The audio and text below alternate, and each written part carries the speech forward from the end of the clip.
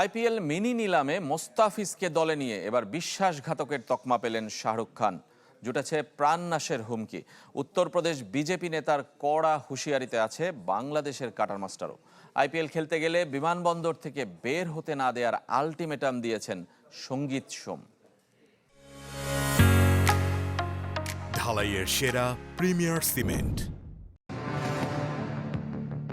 ৮ আসর ধরে ৫ দলে খেলা মুস্তাফিজুর রহমান আইপিএলের চেনা মুখ। দল বদলে এবার ৯ কোটি ২০ লাখ রুপিতে নাম লিখিয়েছেন কলকাতা নাইট রাইডার্সে।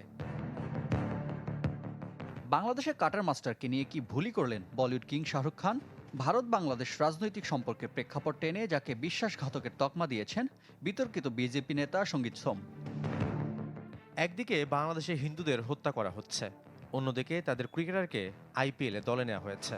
শাহরুখের মতো দেশবিরোধী অভিনেতা ৯ কোটি রুপিতে মুস্তাফিজকে কিনেছে। আমাদের দেশে এমন বিশ্বাসঘাতকের ঠাঁই নেই। কেবল শাহরুখকে হুমকি দিয়ে থামেননি সঙ্গীত সোম। তার আক্রোশ মুস্তাফিজকে ঘিরেও।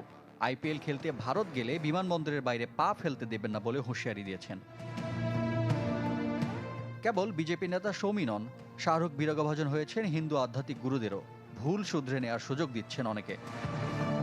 কেকেআর যদি তাকে দল থেকে বাদ না দেয় তাহলে এর পরিণাম খারাপ হবে। এখনও সময় আছে শাহরুখের ভুল শুধরানোর, না হলে পরিস্থিতি আয়ত্তের বাইরে চলে যাবে। তবে অনেকেই এমন দুঃসময়ে পাশে দাঁড়িয়েছে শাহরুখের। তার বিরুদ্ধে বিষাদগারের মূলে বাংলাদেশ বা পাকিস্তান প্রীতি নয়, কাল হয়েছে তার ধর্ম পরিচয়।